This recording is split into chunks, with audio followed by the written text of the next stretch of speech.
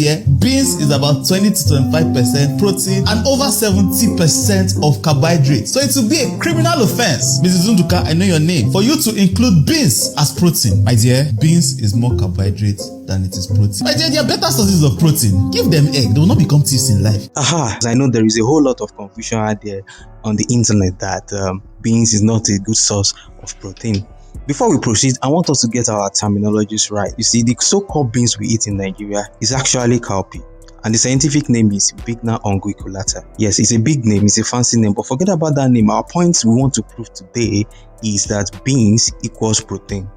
It's a good source of protein. The cowpea we eat in Nigeria has different varieties. So we eat 3 different varieties in Nigeria: the drum, the Sokoto white, the white one, the Sokoto white. The major one we eat, which is very popular, is the Ewaolonyi, the honey bean. All these are all part of the cowpea family. Many of you may be wondering that, well, it is on the internet that the cowpea we eat in Nigeria contains 60 grams of carbohydrates. Actually, according to USDA nutritional facts, the cowpea we eat in Nigeria contains 60 grams of carbohydrates. Out of the 60 grams of carbohydrate, only 6.9 grams is made up of simple sugar, which is glucose. The rest are resistant starch and dietary fiber. Resistant starch and dietary fiber are different types of carbohydrates that are not typical of the carbohydrate that we know. They are indigestible in the intestine, and so they go to your colon and are fermented by your gut microbiota. So in your colon, the gut microorganism ferments them to produce short-chain fatty acids, which are of health benefits and even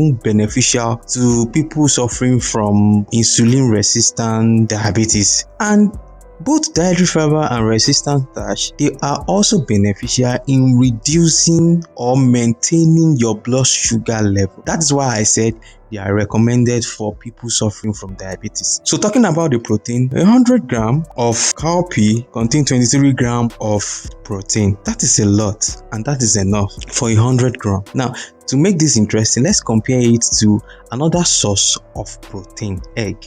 We all know that egg contain protein, largely protein and few fats. One large egg is about 50 to 56 grams, and it contains just 6.5 grams of protein. So comparing it to 100 grams of cowpea, which is 23 grams of protein. So that means 100 grams of egg will contain 13 grams of protein, which is far lesser than 100 grams of cowpea. And to make it more interesting, there is something called RDA. RDA is your recommended daily allowance, because there is always a daily allowance recommended for every nutrient of our food. The RDA for protein, it depends on your body mass, your body weight. Let's pick an average adult. An average adult weighs like 70 to 72. A 72 kilogram adult will require 56 grams of protein. So in order to meet 56 grams of protein, such adults will need to eat like 9 to 10 eggs in a day. Is it possible to eat 9 to 10 eggs a day? However, just 2 cups of cowpea will meet the RDA for protein. So if anybody tells you beans is not a good source of protein, then tell the person to go and educate himself. Before you go, please, if you enjoy this myth busting session,